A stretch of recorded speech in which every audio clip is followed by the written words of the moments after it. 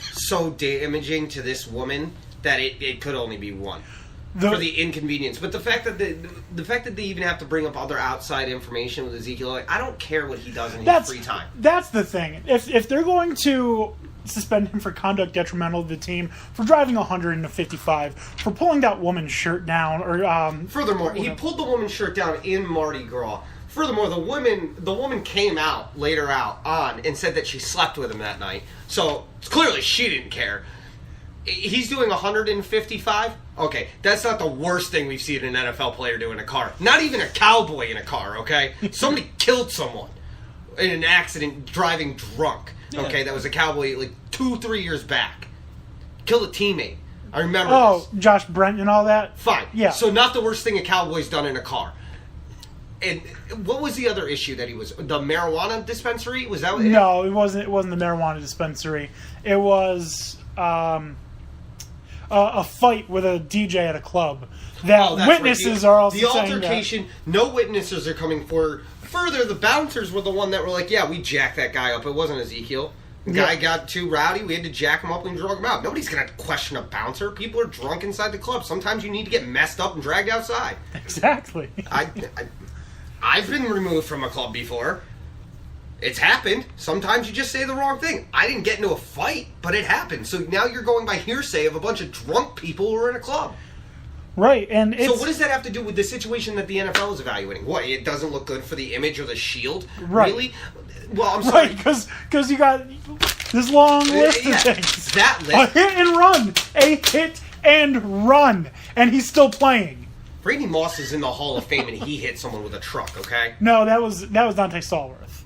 I'm pretty sure Randy Moss hit someone with a truck. Dante Stallworth you can look that up. Was driving a stolen vehicle while drunk. Okay, drove onto the sidewalk. This is even worse, but I'm pretty sure Randy Moss just accidentally hit someone with a truck. Like, he didn't really actually hurt him. But then again, Marshawn Lynch ran over somebody with a car in Buffalo, okay? Yep. So let's list our priorities where they lie. You want to know what the real problem that I see with this list is? There's proof of every other one except his. That's a good point. The other thing that bothers me is the NFL's got... This is a big to-do when we're talking about this. What about Sharper? Serial rapist across multiple states. Yet the NFL doesn't want to acknowledge the fact that existed. He played for you people. So what's that say about your shield? Yeah, he's not a good representation. That's probably not. But at the end of the day, it's still, if you're trying to protect the shield, then you should be protecting the shield across the board. Well, I mean, you got to go all the way back to the late '90s, early 2000s. Ray Caruth killed his wife, pregnant wife. He was technically a Carolina Panther. It could have been CTE. We don't know. It could have been. Wow. I'm just saying, we don't. Now that's another question: is CTE affecting the judgment of these players? I don't think CTE is judging. You don't think it does? You don't think it has any effect on the judgment once? For instance, I'm going off on a tangent here, and I'm not talking about Ezekiel Elliott. For instance, somebody goes and drives drunk in their car. Do you think there is any possibility that early onset CTE mixed with alcohol use could alter that athlete's judgment for the worse, even worse than it would normally have been if he'd not had the CTE? It's possible that it could. Yeah. I mean, it doesn't give an excuse for all these boneheaded things, because I don't understand how, if you were that rich or even driving a car, I wouldn't be. I'd be in the back seat demanding things. Seriously, things that aren't Antonio even Brown style. Yeah, not even possible. Like, I'd be demanding In-N-Out if I was in New York. I'd be like, dude, get on a plane, get to In-N-Out, get me a burger, and so help me God, it better not be cold. Like, that would be my demands. If you have this kind of money, like, what is it to buy a plane ticket, make a guy go get the In-N-Out burger? I mean, what do you... Plexico Burris. First off, you wore sweatpants to a club. That's a bad look. And then you shot yourself. Furthermore, at that point, you couldn't even think that it was a bad idea to take a loaded handgun from Manhattan, where it's already illegal, so you've screwed the pooch. But now let's cross it over into Jersey, where you've broken federal law. The amount of bonehead mistakes in one night, and we're talking about a guy who was found innocent by a police department. A police department. It is their job to do this, not the NFL's. They're having a hard enough time policing how many hip thrusts you can get after a touchdown. And I expect them to do a thorough investigation. They're going to be there watching. Please. No, you're right. And if he did do all this stuff, if he did beat her and everything she's saying turns out to be correct, then shame on him. He deserves a suspension. Absolutely warranted. Actually, to be honest, if I think 6 games can be light. I think it should be half of your season immediately. First offense. Second offense, full season. Third offense, you're gone. You're not coming back. Goodbye. This needs to be corrected, and it needs to be corrected, and it needs to be drastic.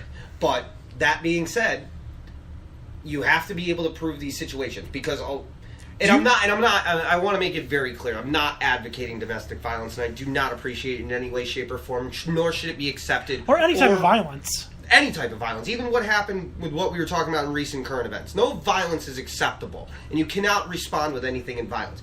That being said, with domestic cases in particular, there can be a lot of different stories and different versions on how things went down. So getting to the truth of this is not exactly the easiest thing. But I'm going to trust people who do it for a living as officers of the law more than I'm going to trust the opinion of the NFL and how they view this. Okay? Right. They couldn't keep lights on in a stadium for a Super Bowl. So I'm supposed to trust you with criminal justice? Right. I mean, there are so many messed up things going on in the NFL.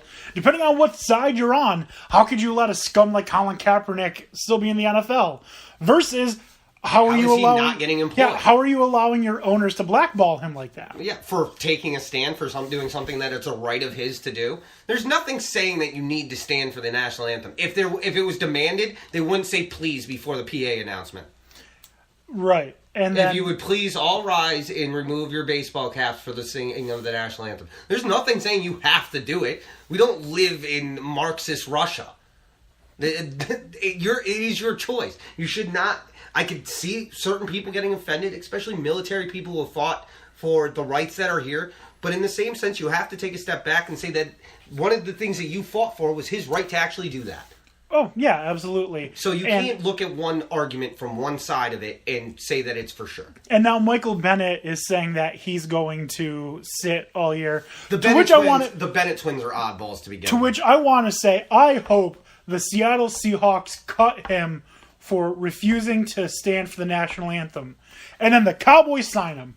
Why? Because you want Bennett? Yeah, because I want Michael Bennett. Me too. The Giants would take him easily, but given the patriotism, we're never going to do that. Right. Same thing with the Cowboys. Yeah. You can't be America's team and have somebody not standing for the anthem. Right. It's just not... Unless it's Marshawn Lynch. Well, Marshawn Lynch does whatever he's just eating a banana. He's not protesting. He's just potassiuming. The only person that cares more about his own well-being and not anybody else's opinion is Ricky Williams. Than Marshawn Lynch. He's the only one that doesn't care. But he's typically too high to realize what's going on. That's why he doesn't care about your opinion. He can only deal with his at the time. So there's multitasking is out of the question for Ricky Williams. Right. So, like I said, and the photos that they have, I saw them. I don't believe in any of the photos I saw a face. So how can we even be sure? I don't know. That could have been cataloged by the police department because they don't have to show a victim's face unless, of course, there are facial injuries. But from what I understand, there were no facial injuries. If anything, the most that got agreed to is that Ezekiel grabbed her by the wrist to remove her from his car. Which, get out of my car.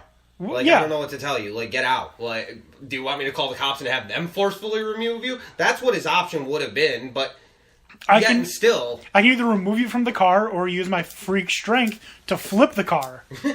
I'll tip you out. I will open the door and flip the car, and you will fall out. And the NFL has to realize, NFL and Ezekiel have to realize he's going to get recognized anywhere. He's been probably recognized since he was 12 years old. He looks like an Ewok. You can't miss him. He's in the movie. He could be. He might be in the next one. For all I know. If I was Disney, I'd try and get him to do a cameo. Could be the leader of them. Oh, man. Because he's so big, they wouldn't know what to do. They're like, oh my god, he's huge, but he's like us. What do we do?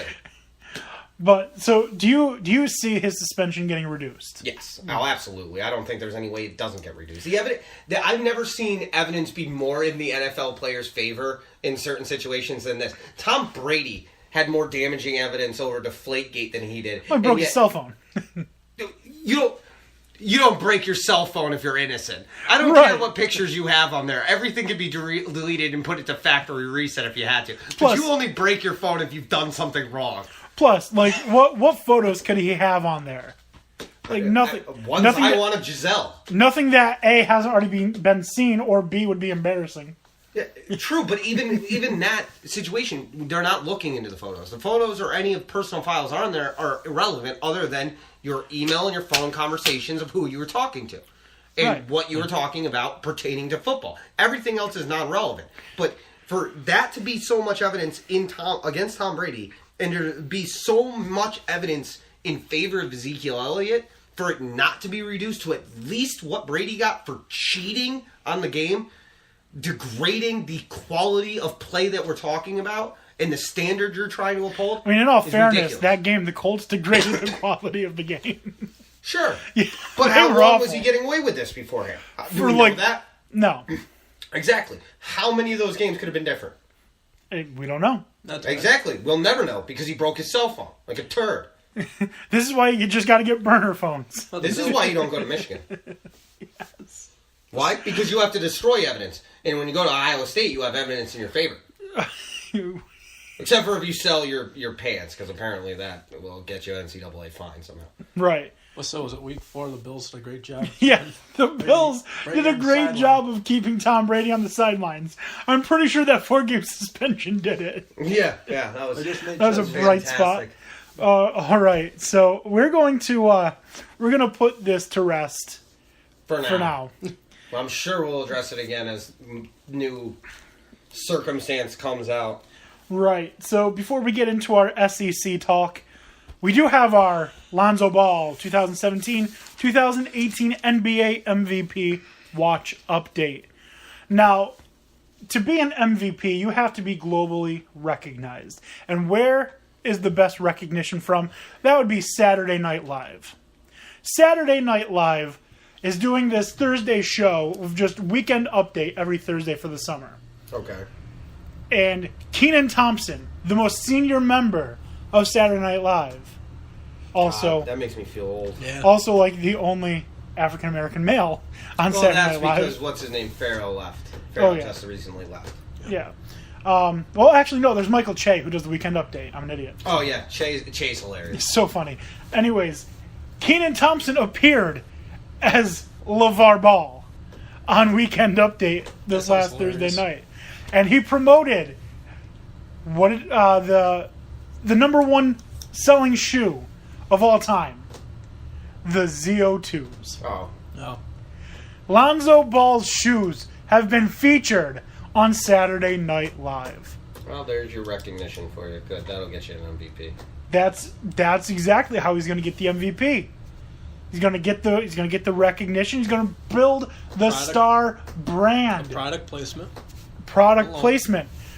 So Kenan Thompson mocking his dad while courting his shoes on the program is your 2017-2018 NBA MVP watch update. I can't wait until we do this watch update, and it's like, and now the Lakers are 25-60. That's 85 games. It's not possible. I understand that. All right, so now we're going to get into the SEC. So, question for you guys: do you want to go through some of the players first, or do you want to go through the games? Let's go through the players, and then we can go through and find out where we see everything playing out. Perfect. So, first player, we're not going to talk much about, but has a huge impact on the very first week of the season, and that is Florida Gators wide receiver Antonio Callaway. The reason he's going to have such a huge impact is because he's not going to be there because he was one of 7 Gators players suspended for using a credit card to purchase, I think it was an iWatch, when he's Something supposed not approved. yeah, when he's supposed to be using it for food and things for school. Mm-hmm. So technically credit card fraud, Mm-hmm. which only gets them a one game suspension for credit card fraud. Yep, that sounds about right in the NCAA's eyes. All right, so now the players that we do have that we're going to talk about. Let's start with the absolute stud defensive back from Alabama, Minkah Fitzpatrick.